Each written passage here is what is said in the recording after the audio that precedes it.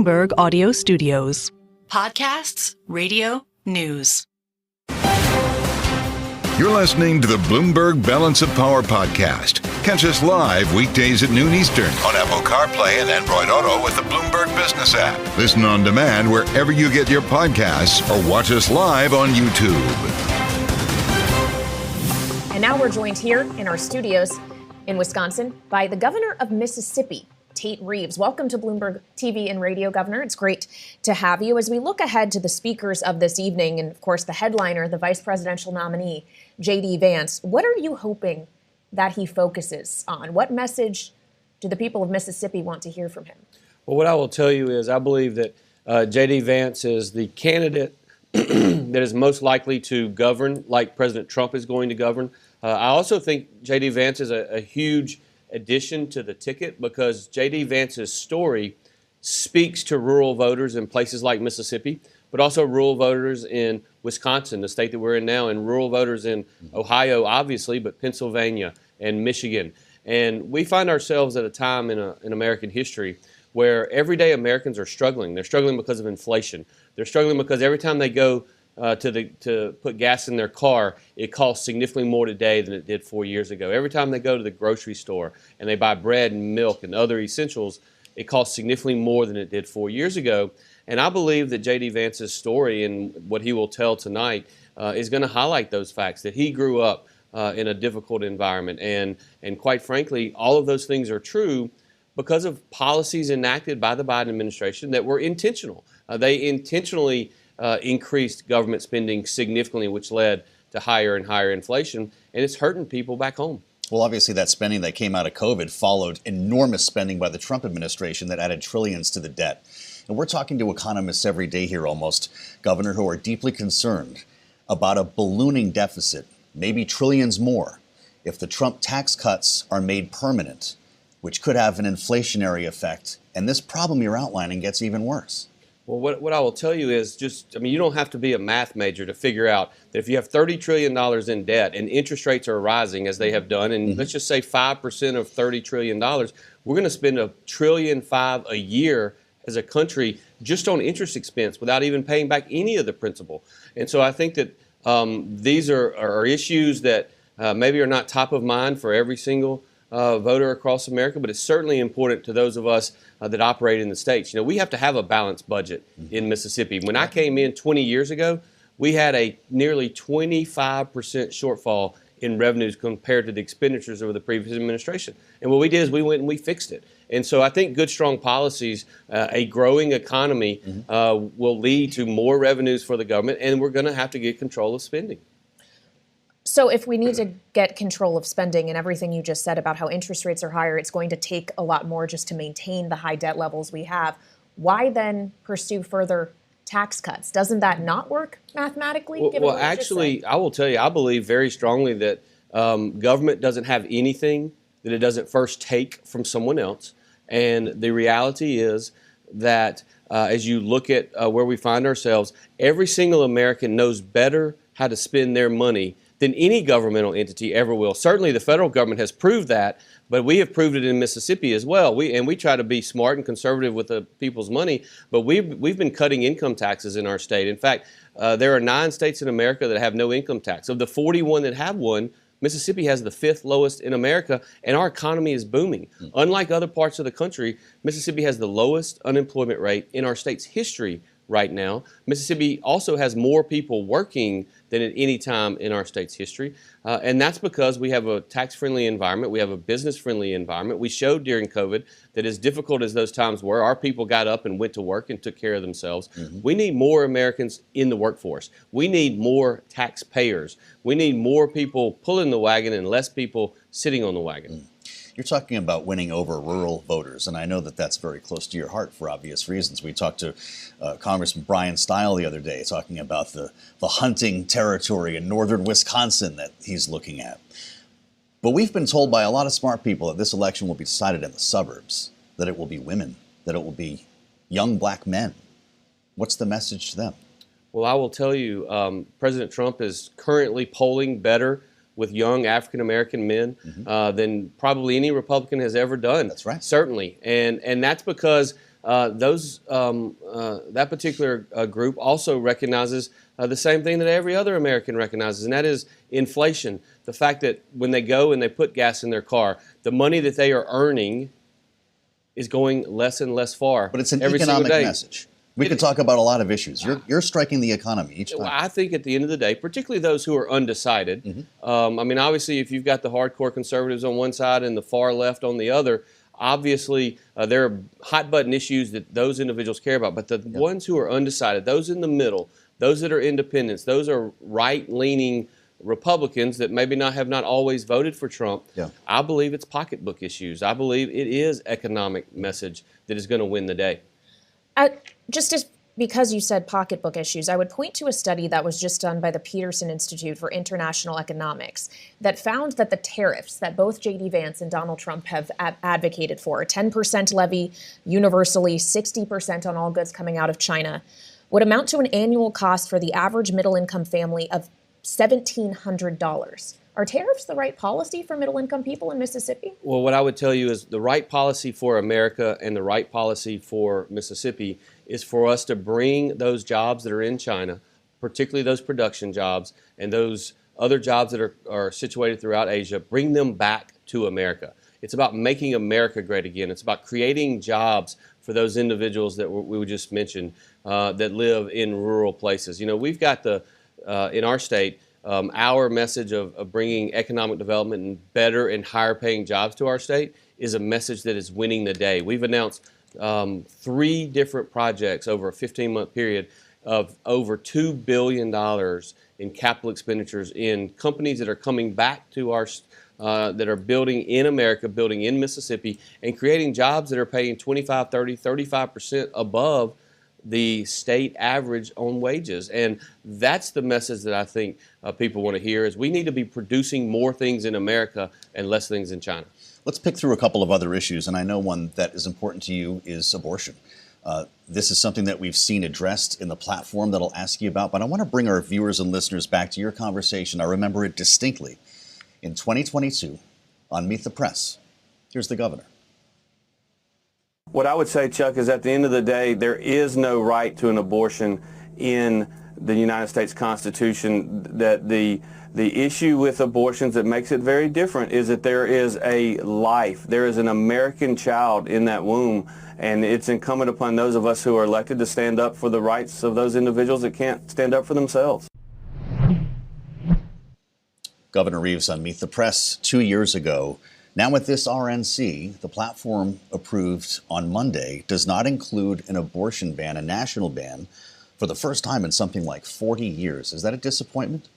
Well, I certainly support the opportunity for a national abortion ban. But what I will tell you is for that to ever pass the U.S. Congress, it's going to be an abortion ban at 20 weeks or 22 weeks. Yeah. And there are very few abortions, even in states like California and New York, as a percentage that are conducted at that late stage. In our state, and when we filed suit to overturn Roe v. Wade, arguing exactly what I argued on Meet the Press, that the Constitution doesn't guarantee a right to an abortion, our entire case was these are decisions that ought to be made by individual states. And so to give you an example, in our state, we enacted a law which I understand is not politically palatable in some other states, but we enacted a law that has exceptions but does not allow for the right to abortion in the state of Mississippi. My ultimate goal is to save as many babies' lives as possible. And there are a lot of different ideas as to how to make that happen, but the reality is just because of our case that went before the United States Supreme Court, there are hundreds of thousands of babies that have been born, that have been saved, that are in American society now.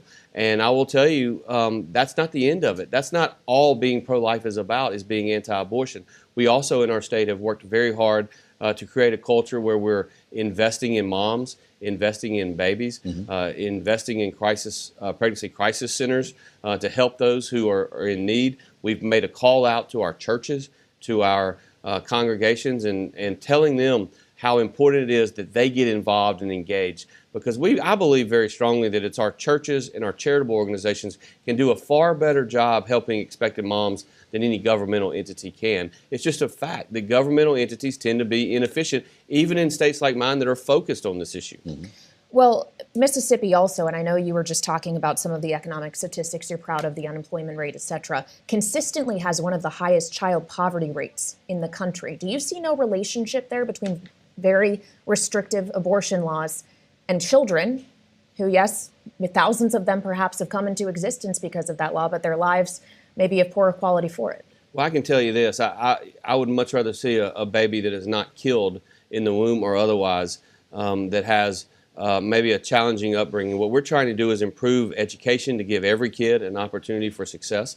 We have had some real progress being made in our state. But look, our state and virtually every other state, there are very few societal problems that can't be solved by more people having better and higher paying jobs. And that's where our focus is. And we have a laser focus on it in Mississippi. Well, to put a finer point on it, Mississippi has the highest fetal mortality rate in the nation, highest infant mortality rate, highest preterm birth rate. Black women nearly 3 times more likely to die due to childbirth than white women.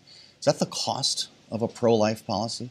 I do not believe it's the cost of a pro-life policy. I think that, as is often the case, there are areas in which we can improve. We are trying to address these issues. We have done certain things. I do not support Medicaid expansion, yet we have done things like guaranteed Medicaid for any pregnant mom in our state. We just did that during this legislative session. Just this past a year ago, we passed legislation to allow for Medicaid expenditures. Used to, that expectant mom could only get Medicaid up to 2 months after childbirth. We worked very hard with our state health officer, and one of the things that he, in his studies, determined, which was surprising to me, because when I looked at those statistics, I just assumed it was really young people, teenagers, et cetera, that were having these challenges, and that's not at all the case. Most of these terrible outcomes, and they are terrible, they're tragic, but most of these terrible outcomes are actually older females that are having not their first child, but their second child, and typically it's their second child within a 12 to 15 month period. And so because of that, we thought that we would at least try the process of giving those moms that have babies, rather than 2 months of Medicaid post delivery, we're going to give them 12 months of Medicaid to ensure that they continue to go back to their OB, continue to go back to their physician, so that those individual physicians can help coach, can help teach, and can help do the work to try to drive those numbers down. Governor, we just have a minute left, but given what you said about wanting to bring more babies into the world, if not a national abortion policy at the federal level, what about federal protections for IVF? Look, I support protections for IVF. I am a supporter of that particular policy, and whether it's done at the local level or at the state level or done at the federal level, that'll be a debate that we have upcoming. But I do not believe that we should eliminate that option for potential moms, because again, I believe that we need to protect babies, and we need to love life and get more get more and more policies in place that give kids an opportunity for success long term. Governor, thank you for spending time with us talking about some pretty serious issues. We appreciate that. Thank you so much for having me. Have a great convention. Thank you. Yes, indeed. Mississippi Governor Tate Reeves with us in studio in Milwaukee. Coming up on Balance of Power, we'll assemble our political panel. They're back, Rick Davis and Jeanne Zaino, on day 3 of the convention. Alongside Kailey, Leinz, I'm Joe Mathieu. It's next on Balance of Power on Bloomberg TV and radio.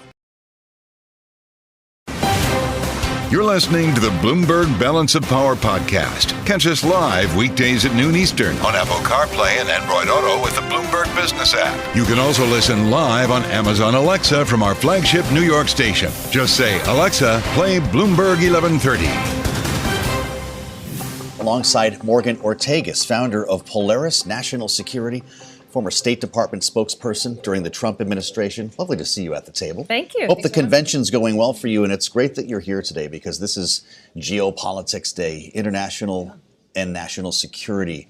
as a theme at this convention. We're going to hear from JD Vance tonight, Yeah. who doesn't love the direction that the United States has gone in with Ukraine, for instance. What are we going to learn in that speech?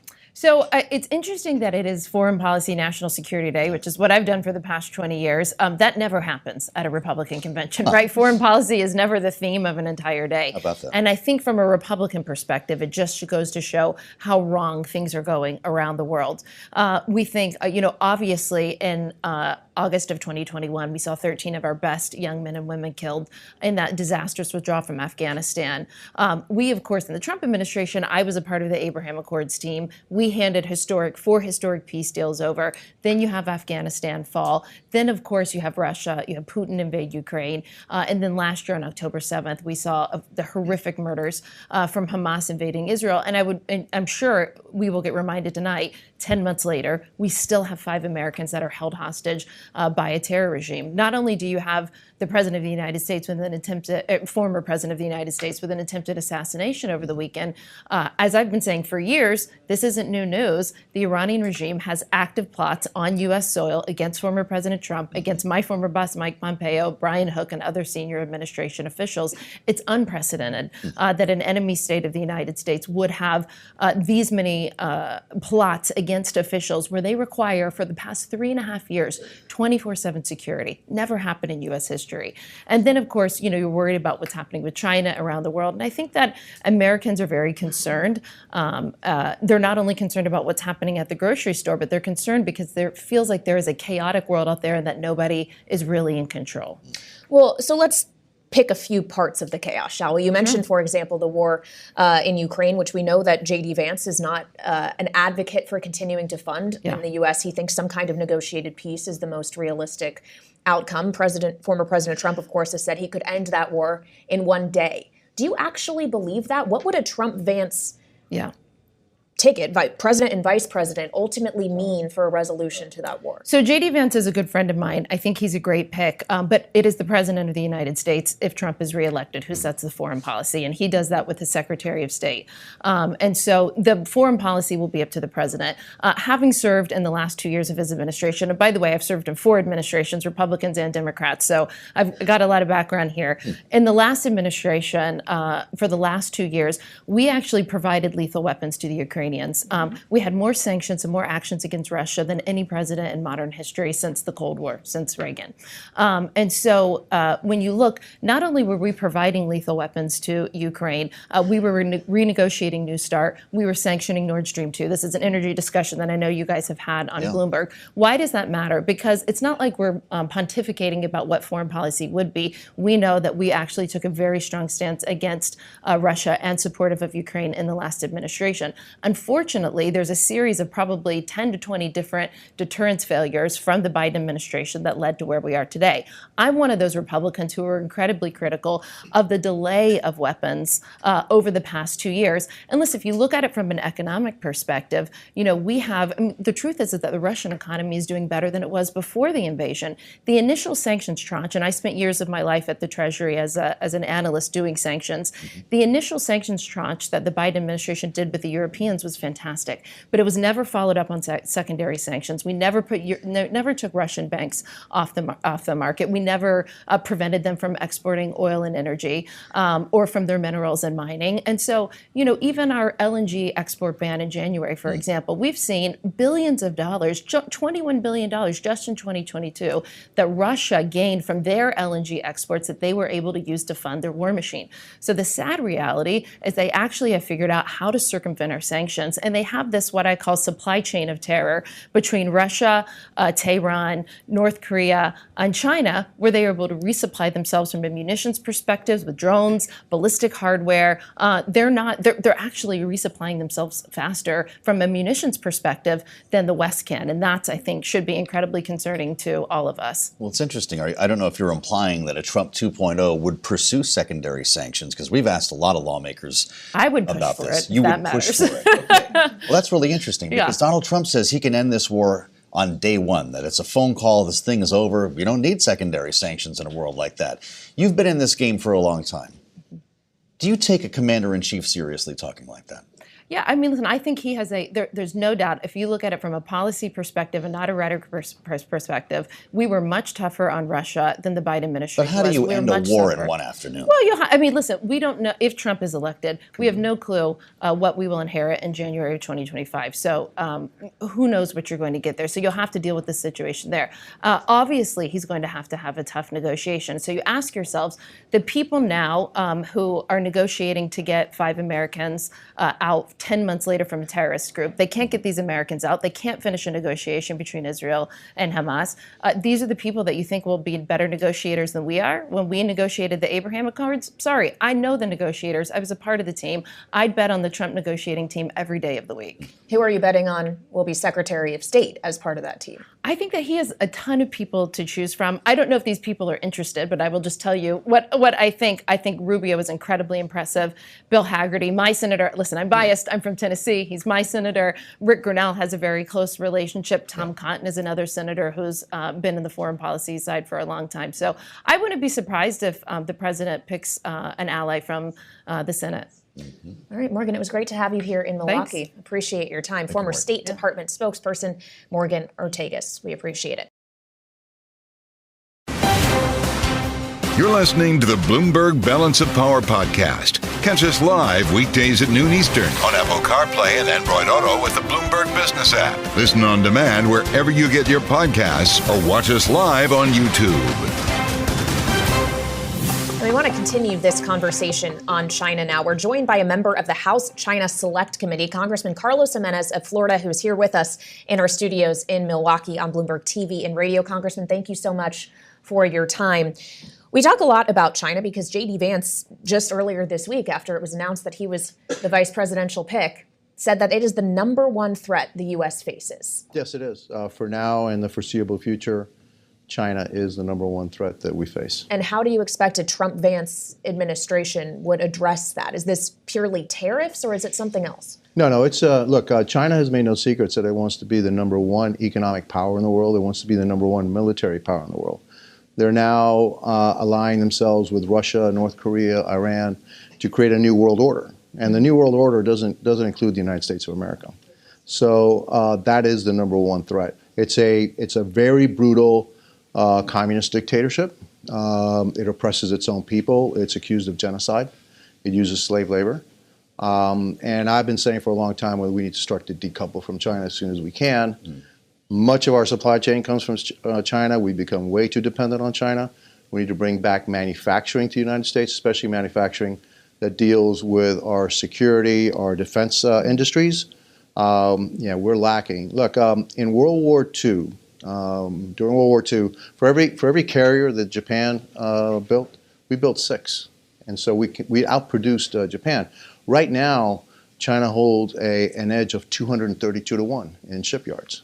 That's just one example of why China is to me the biggest threat that we face, not only us, but the world faces, and now in the foreseeable future. You talk about decoupling, Congressman. There's a Bloomberg report out today that has led to some pretty tough moves on Wall Street. We're watching semiconductor stocks fall sharply, and we've been through this before with trying to keep NVIDIA chips, for instance, away from China. But this report now suggests the Biden administration is considering using the most severe trade restrictions available if companies keep giving China access to these advanced chips. Would Donald Trump do the same thing? I think he would.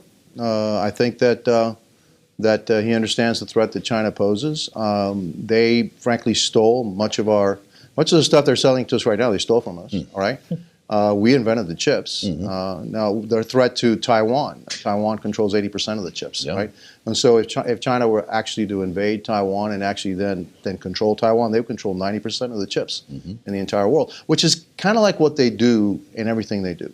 And so they subsidize an industry, they target an industry, subsidize it, then they flood the market, the world market with that product. They drive all the competition out of business, and then they become the sole source, right? That's a pretty good way to run your business, sure. But it's not a way to be a good partner in the world stage. And so I wasn't like this before. I thought maybe you open up China and trade, et cetera, and then they'll find that democracy is the right way, but they've gone the other way. When did you change?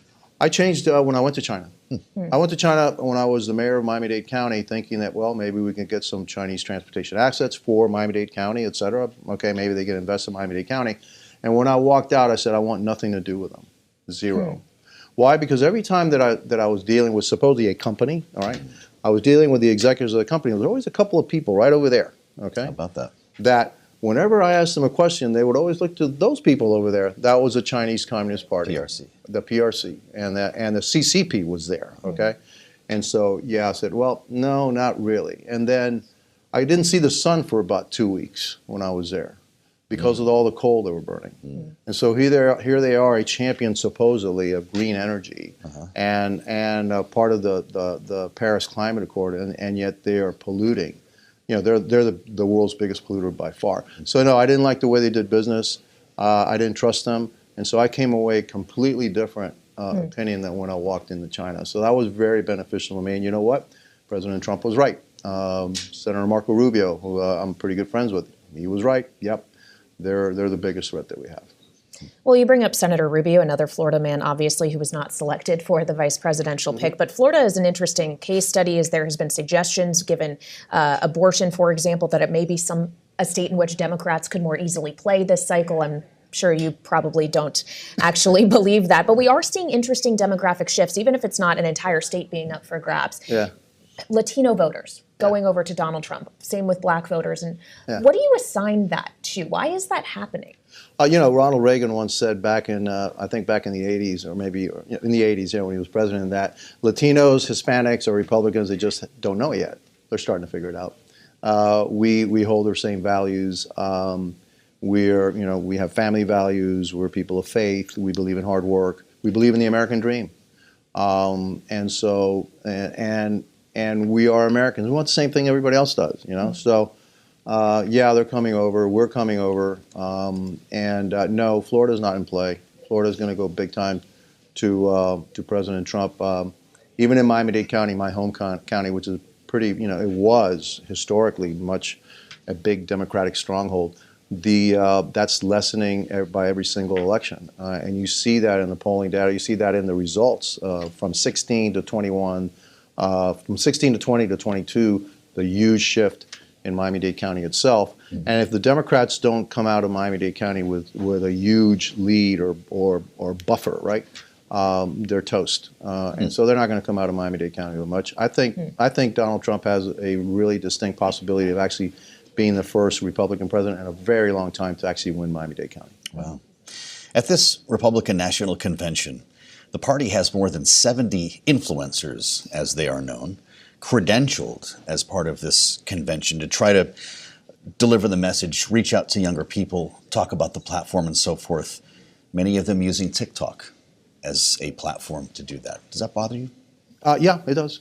Absolutely. Should the RNC tell them to not do that? My advice, look, I mean, I know that there's still the campaigns are there's over 100 million users of TikTok. I understand that, including Donald Trump, right? But eventually, look, we passed legislation on that that TikTok needs to divest itself from Chinese communist influence or divest itself from ownership within 6 months, or also a year, or else it has to cease operations in the United States.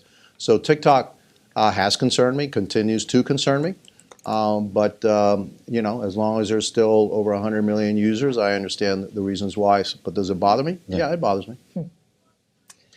Well, thank you for bringing us your view from the Select China Committee and from here in Milwaukee, Congressman. It's great to see you at the table. We thank you. Florida Congressman Carlos Gimenez with us here on Balance of Power, a special once again from Milwaukee on what is now day 3 of the RNC. And Kailey, we're not only covering the Republican National Convention, but a lot of headlines that have to do with Joe Biden. He's about to do another interview today on Univision, and now this. Congressman Adam Schiff, a Democrat, obviously, now calling on Biden to drop out of the race. This is according to the Los Angeles Times. Schiff, of course, is running for Senate in the state of California. We have seen this trickle of Democrats coming out in favor of Joe Biden leaving the race. It was on pause for a bit after the assassination attempt last weekend of Donald Trump. But Adam Schiff It's now back apparently on. joining the ranks. He had been talking with donors, saying that the Democrats would lose, according to reports. Now he's saying it out loud, it seems, Kailey. This is something that we'll talk about coming up later with our political panel. You're listening to the Bloomberg Balance of Power podcast. Catch us live weekdays at noon Eastern on Apple CarPlay and Android Auto with the Bloomberg Business app. You can also listen live on Amazon Alexa from our flagship New York station. Just say, Alexa, play Bloomberg 1130. Not just on Republican politics, but in fact, Democratic politics, and specifically the Biden campaign. Kailey, you know you're onto something when Donald Trump takes to truth. What was the post? From a political standpoint, Donald Trump writes, an unprecedented event is happening. The Dems are trying again to get Biden off the ballot. And that's, of course, because a prominent senator has just weighed in. Yeah, we have had a number of voices weigh in. Obviously, at this point, well over a dozen members of Congress, sitting members. Congressman Adam Schiff, the Democrat from California, who is running to be a senator from that state, now calling for Joe Biden to drop out of this race. In part, his statement says, a second Trump presidency will undermine the very foundation of our democracy, and I have serious concerns about whether the president can defeat Donald Trump in November. And as we've learned in recent weeks, Joe, he is not the only one. The question is, does Joe Biden have those concerns about his ability to defeat Donald Trump? Well, that's right. A lot of questions here that we pose to our panel. Rick Davis of Stone Court Capital is with us alongside Jeanne Zaino of Iona University, Bloomberg Politics contributors. They are our signature panel. How nervous does this make you? It does. So Adam Schiff was reported to have said this to private donors before. It is something that he is concerned about, not just that we lose at the top of the ticket, that they can't hold the Senate and that they lose Congress. And coming from Adam Schiff, this is an important statement. And I am curious to see if others do follow. We also understand that the president had words with Jason Crow, a war hero in the House, who Glad you brought this up. who was saying that, President Biden, apparently people aren't getting the message of what positive things you've done on foreign policy, given the convention is about foreign policy tonight. And the president responded by saying, you need to do a better job getting out and speaking on my behalf. But it is Joe Biden who's got to speak on his own behalf. And that has not proven to be something he is capable, at this point at least, of doing and reaching voters and convincing Democrats that he should stay on the top. I mean, Rick just told us a while back, 7 out of 10 Democrats saying he should get out. So he can tell Jason Crow he needs to communicate better, but Joe Biden has to own the fact that he is misstepping on communication on his own behalf. Okay, so let's talk about some of that communication. As we know, yesterday he sat down for an interview with Ed Gordon of BET News. Excerpts of that have now been released. And in part, Rick, according to what he said to BET, he says that if some medical condition emerged and his doctors told him it was a serious medical condition, then he would consider dropping out of the race. He says his doctors have not told him that, to be clear, but is this the kind of thing you should be saying when you're trying to plead your case? Well, maybe being 81 is a medical condition unto itself. Look, that's a big departure from where he was just a day ago, where he was reiterating that only the Almighty could get him out of this race. Now, where there are cracks, there's a break. And we know that Adam Schiff's comments only reflect a much broader debate going in through the Democratic Party that just hasn't broken out publicly, right? There's a universal concern about this ticket's ability to win. And the fact that Republicans are doing better all over the ticket, they have a reason to be concerned. And yet the time is running out. They have a convention coming up in 3 weeks, and they have a nominee that they want to try to dump. And there's only so much time to do that. They have to prosecute a campaign in the fall, and they are not ready for it. And this is the kind of thing that I think will just fester now, because even Joe Biden, President of the United States, has said there's a condition under which I will get out of the race. This call that you mentioned, Jeanne, with House Democrats, including Congressman Jason Crow, Donald Trump, and some reporters got their hands on the Zoom call, which is why we know about this. This was not public. Donald Trump said, you saw what happened recently in terms of the meeting we had with NATO. I put NATO together. Name me a foreign leader who thinks I'm not the most effective leader in the world on foreign policy. Tell me who the hell that is, he yelled. Isn't that kind of Trumpy? For a moment, you think you are reading Trump's words. And it is that kind of argument to a war hero like Jason Crow, that makes Democrats feel uneasy or more than uneasy about what is going on. The reality is, people in Congress know that their future and the future of the Democratic Party, and quite frankly, for many Democrats, the future of the country depends on keeping Donald Trump out of the White House. And they feel that they are at risk right now. And so they are desperate for the president to look at the data that they are seeing on the ground, particularly those folks in red districts or purple districts who feel they should be running ahead of the Republicans and they could be doing a better job, but the top of the ticket remains too weak. And the bar the president keeps moving is problematic. First it's God, then it's the data, now it's his health. He should look at what the people are saying, give us a better choice. You've done a fabulous job. Step out and we will thank you. But give us somebody who can move this ticket forward and keep Donald Trump out of the White House. Well, if you listen to what 15,000 voters are saying across the 7 swing states that were surveyed in interviews by Blue Labs that just released a polling memo, they said effectively that basically all other Democrats would do better than Joe Biden. Alternative Democratic candidates ran ahead of Biden across those 7 swing states by an average of 3 points. Nearly every tested Democrat performed better than the president, including Vice President Kamala Harris. But Harris runs behind the average alternative. So it's one thing to have the question about the fate of Joe Biden. It's another about who would step in his place. Is Vice President Harris going to be just as big of a problem for Democrats potentially? Look, I think that once you crack it open, once you start having this discussion that says, somebody other than Joe Biden, then I think all the cards go on the table. I think you start looking for who's the best candidate to run against Donald Trump. And I think you've now pointed out what I think a lot of Democratic strategists I know would prefer. Find me a governor from a targeted state in the Northeast, like Michigan, like Pennsylvania, where we have a chance of locking down a couple of the key blue wall states in order to prosecute a campaign. I mean, there are going to be lots of reasons in addition to the polling data that Democratic strategists are going to think through how to manufacture a ticket if it starts with no more Joe Biden. I don't think there's a right to the nomination by a sitting vice president if the president in the top of the ticket withdraws. That's important because a lot of people think that she does deserve that. But we're also talking about this idea of a mini primary, maybe a series of town halls or debates. I think Rick has been implying that a deal needs to be made here, Jeanne. What would Democrats think if there was an announcement of a new ticket? It would not fly. I mean, they are going to have to hold. We saw James Carville, others have been talking about how they could do this. There is no easy way to do this. But if Joe Biden decides to step down, I don't think somebody can be anointed from a back room. That is not the Democratic way of doing things. They are going to have to find very, very quickly at this point a series of town halls or some methodology of allowing people on the ground to hear from these folks, whether it's Shapiro, whether it's Whitmer. There's a lot of people, Gavin Newsom and many others, hear from them and have a voice in the decision. Anointments, we go right back to 68. They don't work quite so well, and nor should they. Well, I thought it was very interesting last night. In her speech, Nikki Haley specifically talked about Kamala Harris when she was talking about how during the course of her primary campaign, she said a vote for President Biden is a vote for a President Harris.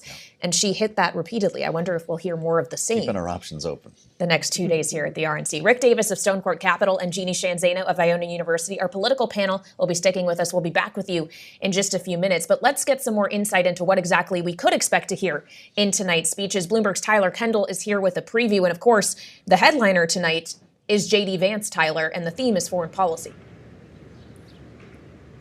Yeah, hey, Kailey. Well, it's interesting that JD Vance's speech comes on the night when foreign policy is the theme because he's been one of the staunchest opponents to Ukraine aid in the Senate. Now, I've had the chance to catch up with him multiple times in the halls of Congress throughout the year on this issue, and he has been consistent that one of the biggest reasons why he is against this is that he wants to see the U.S. defense industrial base revitalized first. Interestingly enough, that was actually the argument that got bipartisan approval for that big supplemental security assistance package that sent aid to to Ukraine, Israel, and the Indo-Pacific.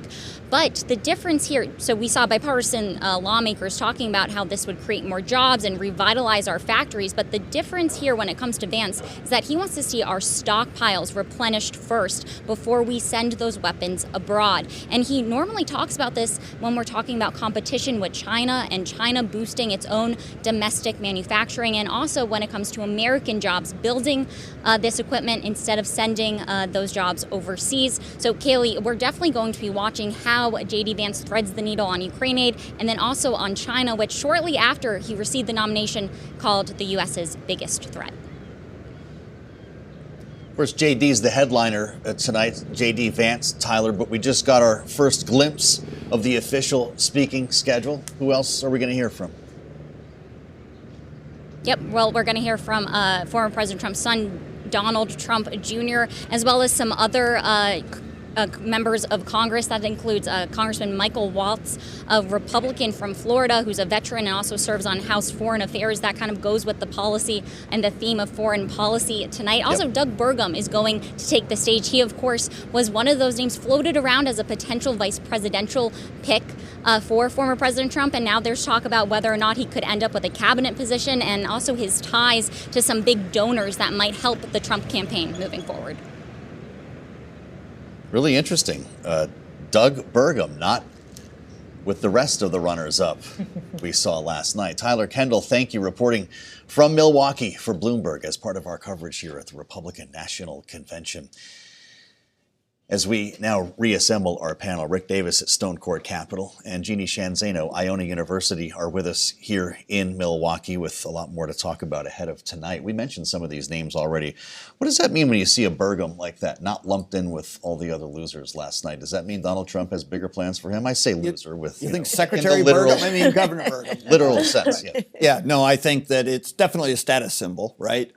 There's a hierarchy to where you have, what day you have the speech and what time of the slot you have. So he's getting an A slot on a B night. Okay. And so I think it's definitely shows how much cooperation he's given to the campaign, how much they think of him as a surrogate. And I think you'll see him a lot, in the fall campaign promoting the ticket. So yeah, I think it's a definite endorsement of Governor Burgum's rise in the Republican Party. Well, so the question becomes, does Governor Burgum have a role in a second Trump administration? Because it's not just about Senator JD Vance and the vice presidential nominee. It's also about what the rest of the cabinet is going to look like. Is the speaker itinerary a peek into what Donald Trump's cabinet 2.0 could look like, Jeanne? It absolutely may be. And that is a fun bingo game to play. Who's going to be in this cabinet? And I think Doug Burgum, I remember when he announced his run, so many people outside of his home state said, who? And now, of course, he is almost a household name. So he is somebody who could very well be tapped for the cabinet. He has an awful lot to bring to the cabinet. He, of course, represents a more, I would say, established traditional view of the Republican Party. So he would be a really interesting pick. But there are so many others out there, and we're hearing from some. But the thing I like about Doug Burgum today is he may break up some of what will be the sort of more red meat. We will hear from people like a Matt Gaetz or, some of the other folks who we know are going to be speaking. Donald Trump Jr., who is obviously not only son, but one of the president's closest advisors, and with Tucker Carlson likely had a big hand in the decision to appoint JD Vance. So it's going to be, I think, one of the most interesting fun nights, if I can say that, at the convention. Well, how lucky are all of we to be here in Milwaukee to bear witness. Rick Davis of Stone Court Capital and Jeanne Zaino of Iona University, our Bloomberg Politics contributors. Thank you both so much. You're listening to the Bloomberg Balance of Power podcast. Catch us live weekdays at noon Eastern on Apple CarPlay and Android Auto with the Bloomberg Business app. Listen on demand wherever you get your podcasts or watch us live on YouTube. Let's have the voice now of Bloomberg's Hadriana Lowenkron, who has been covering this convention for us in Milwaukee, coming off a remarkable weekend. Hadriana was a witness to the attempted assassination of Donald Trump at that rally in Pennsylvania. It's great to see you at the table. Thanks for joining us. You've had quite a week. You've seen a lot of wild things, and I wonder how you're connecting the dots in your own mind between what you saw firsthand on Saturday to what's unfolding right now in Milwaukee. We've heard a lot about unity. Are you seeing it? Are you feeling it? I definitely am. I mean, this was a historic event, and, I'm glad I'm safe. The former president is safe. Yep. And, the fact that we are still here carrying on business in a sense as usual, it's still something that I'm trying to wrap my head around. But of course, notable because the goal here for the Republican Party is to be united as Republicans are trying to take back the White House. And so we know from our reporting that the former president, who's set to speak tomorrow, has revamped his speech to do just that. We know that both his former rivals on the trail, Ron DeSantis, Nikki Haley, they came out kind of throwing their support and trying to do just that, which is unite the party. Mm-hmm. Well, as we consider the idea that it is business as usual, I guess that's just means, the convention is still ongoing, because I'm imagining Milwaukee is not usually like this with the security barriers that are up and the checkpoints. I mean, it is pretty intense here. Sure, it's for good reason, but talk to us a little bit about that, going in and out of this convention, just how tight that security is, especially in the aftermath of this past weekend. Yeah, I mean, it's definitely a process to get from A to B. If you look at the map, I think, I only have 10 minutes to get there. It should be fine. And then you find out you go over a bridge, over another bridge, just to go back to where you are. But there definitely has been increased security presence. You're going through metal detectors, which I will note, there were metal detectors and security at the rally and previous rallies as well. I've been doing this for so long, it was definitely unexpected. But yes, you can feel that heightened sense of security here. But you also feel the excitement from people who are here. I don't know if you've had a chance to spend much time inside the hall, but with Saturday in mind, we're seeing delegates on the floor showing up with bandages on their ears. This has become one of the, novelties, points of tribute in this convention hall. In some cases, just a piece of white paper stuck to the ear. How does that hit you when you see it? Honestly, the first thing I thought of was that scene in Mean Girls where you have the person who has power and is respected to doing one thing, Trump and then everyone else doing the same thing, following in the footsteps. But again, it really shows he is the party's leader. The fact that he, after the assassination attempt took place, stood up, with the fist in the air. He was trying to remind everyone and let everyone know things are going to go on. That has been kind of a pattern that we've seen with his legal woes, with the trial, fundraising off of all of these things, showing everyone that he is back, he is in power, and we're really seeing that here. Well, as we talk about him being in power, obviously he had a great hand in the platform that was adopted at this convention, including the lack of a federal abortion ban call for the first time in decades, for example. There was a lot of talk coming into this convention, though, to what extent Donald Trump would be communicating with the Heritage Foundation when it comes to Project 2025. This has been an attack line from the Democrats. They are running with this. Donald Trump has tried to distance himself from it. I believe you've been at a Heritage Foundation event or two while here in Milwaukee. What is your sense of what that relationship actually is when it comes to these policy ideas? Right. So, I mean, as you said, we know that a lot of the people who put this together were former allies of the president. So for him to come out and kind of distance himself, we have our reporting to say just the opposite. And so the reason I went to this Heritage event was to really get a sense, talk to some of the people there and see how they were addressing Project 2025. Obviously we have how Democrats have been labeling it. We have what Trump has said. But this gave me the opportunity to speak to people there. And, Tom Homan, former ICE official, was there, and he and I chatted for a bit. He kind of said he didn't have much to do with it, but he did say that in general it's common for think tanks to kind of put forth policy proposals, and he did say that at the end of the day, it is going to be up to Trump to decide what to do if he were to get reelected. Well, were they talking about Donald Trump, connecting the dots, or are they running cover for him when it comes to 2025? Well, when I spoke to Kevin Roberts, who kind of at the helm of Heritage Foundation, he said that there is what the RNC is doing, there's what the campaign is doing, there's what Heritage is doing, but he did say there is an overlap. So take with that what you will. All right. And I guess we will. We shall. And we'll see how this is messaged at the Democratic Convention in Chicago. Oh, you'll be hearing a lot more about it. I am sure that we will. And Hadriana, of course, will be there with us too. Bloomberg's Hadriana Lowenkron, great reporting. And we also are glad you are safe. Thank you so much for joining us from here in Milwaukee. Now, on set, in the seat that Hadriana is sitting in. We had several guests yesterday, including one that is not only a member of the Trump family, but now finds herself to be the co-chair of the RNC. She was here with us yesterday on Balance of Power. Here's a little taste of our conversation. There is such support for this man out there, and we are so blessed, obviously, to have these great supporters. But we're bringing in new supporters, and I think that is what ultimately matters. And so we're going to continue on that trajectory. We're going to continue fundraising, and we're going to put all that money to good use. Election season is right around the corner. I think we're 60-some days away from early voting starting. Well, so as we consider the use of the money, knowing you were just talking about all these people who are using their dollars to express their support for Donald Trump for president, there's only so much he can do as president without the buy-in of Congress.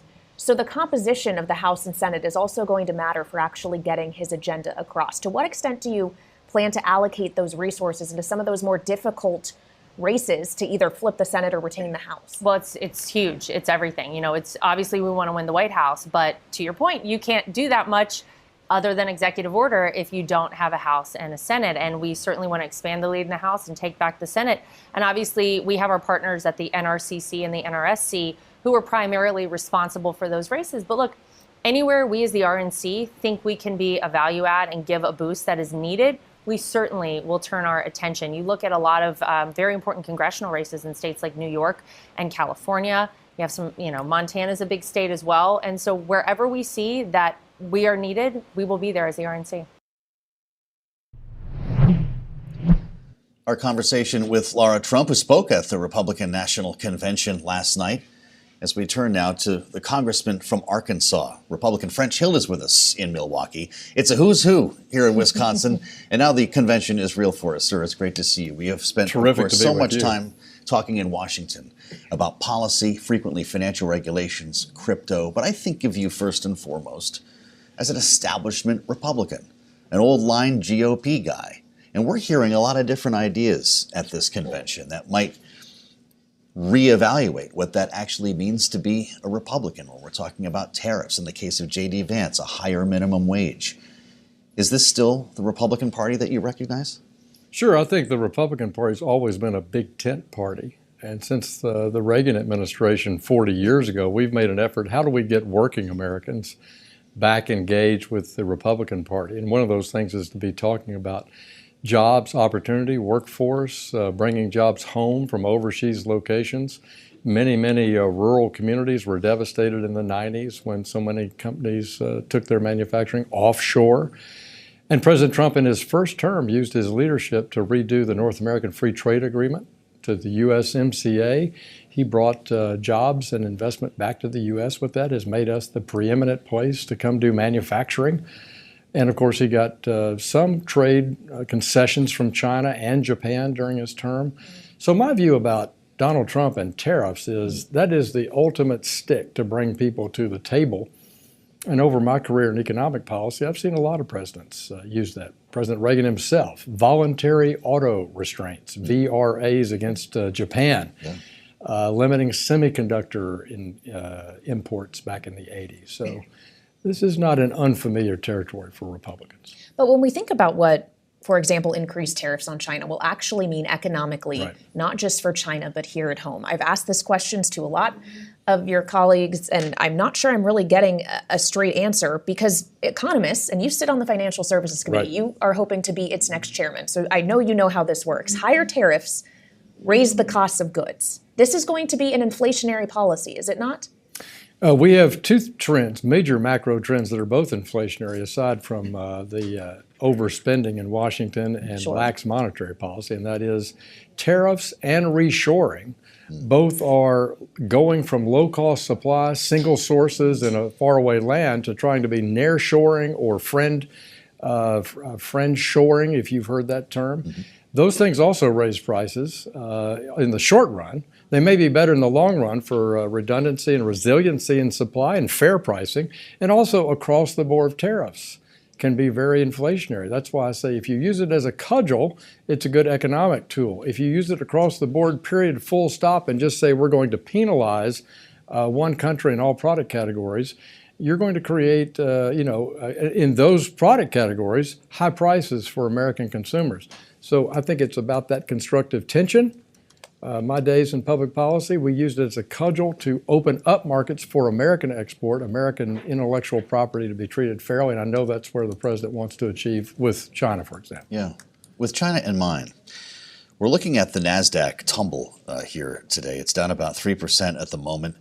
ASML, have you seen this, Kailey? Down $126 a share, 12%. NVIDIA is lower. This is a Bloomberg story that's driving a lot of this, that Joe Biden is going to make even more strict the restrictions on high-tech chips from China. Think AI, of course. When we see a move like this, knowing that Joe Biden is down in the polls, you're looking forward to another Trump term. Do you think that the Wall Street reaction is appropriate? Would Trump do the same thing? Well, I believe that the president's executive order about limiting outbound investment in critical technologies like AI or chips is too broad.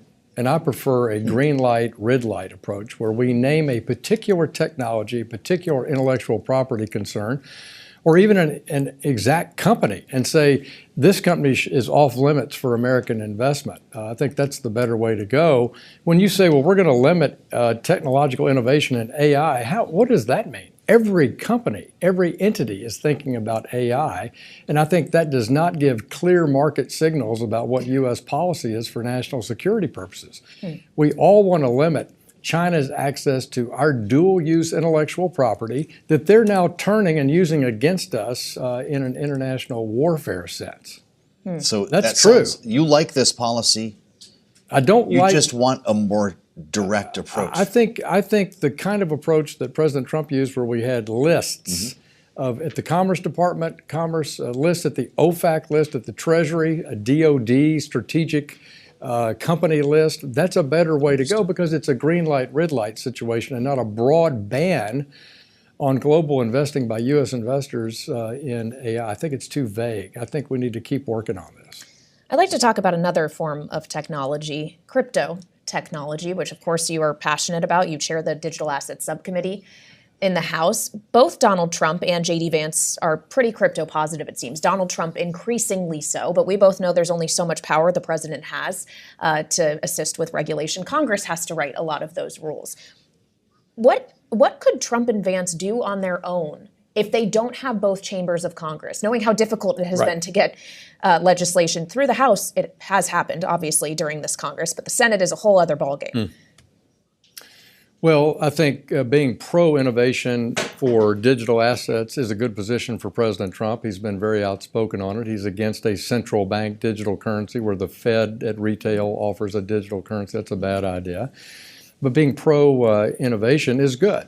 So how could he do that? Well, he can appoint people at the CFTC and the SEC that are actually for economic growth and for limited regulation and for focusing how to build a digital future instead of relying on old laws. We wrote the Fit 21 Act, which specifically does that. We give direct authority to the SEC and the CFTC to regulate digital assets. Some of that could have been done by exemptive relief or by regulatory proposal by the SEC, and Chairman Gensler chose not to do it. So we're giving him the direction that he needs to do a good job, and I would hope President Trump, if we don't get that bill passed in this Congress, I would hope it'd be the first bill that we could get on his desk from the House Financial Services Committee in 2025. To Kailey's point, Donald Trump says he wants to be the first crypto president. But then you read this He Business does have Week. an NFT. You know. Well, that's true. No, he's making money on crypto. Bitcoin went nuts at the beginning of this week. And of course, around the whole conversation of Joe Biden's acuity, it's been crypto positive for prices. He also said in an interview with Bloomberg Business Week that he'd keep Jay Powell on to serve out the rest of his term. Is that surprising to you, and do you agree with him? Well, I think Chairman Powell, I don't agree with every decision that Chairman Powell has made as Fed chairman, particularly by letting inflation run, which he did in 2020, and with his policy change and then saying it was going to be transitory when many of us on Capitol Hill absolutely were on the record saying it absolutely is not. And Larry Summers, Democrat, agreed with that point of view. But Jay Powell is a capable leader at the Fed, and I think it makes complete sense in a presidential transition to let that Fed chairman serve out his term and then make a determination. Then the president can appoint reappoint Mr. Powell or pick someone else.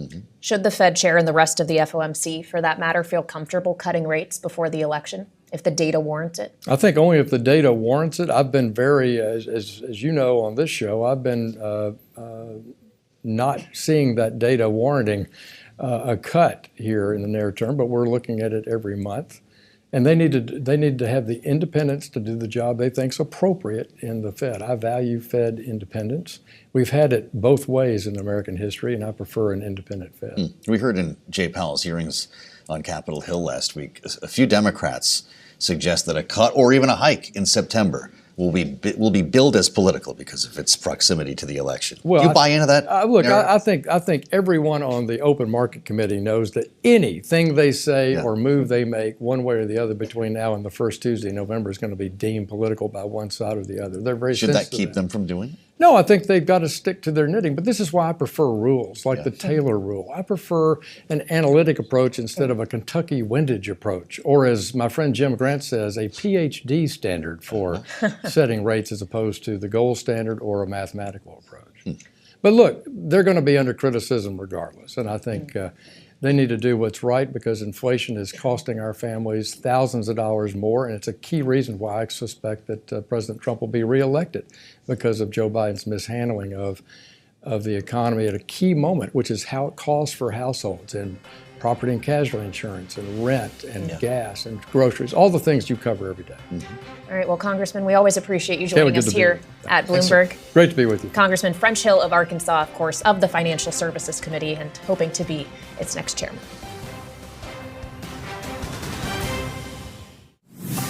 Thanks for listening to the Balance of Power podcast. Make sure to subscribe if you haven't already at Apple, Spotify, or wherever you get your podcasts. And you can find us live every weekday from Washington, D.C. at noontime Eastern at Bloomberg.com.